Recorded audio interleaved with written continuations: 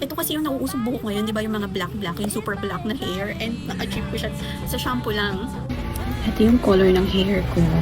Ayan, medyo kailangan na ng konting retouch dito. Ayan. Pero gusto ko mag-black, all black. Gusto ko talaga yung black na black. Yung sa Silk Organic Permanent Hair Color Shampoo. Kasi gusto ko ma-achieve yung ganitong black na hair. Ayan. Meron na siyang kasamang gloves. Ayan, ito yung kanyang instructions.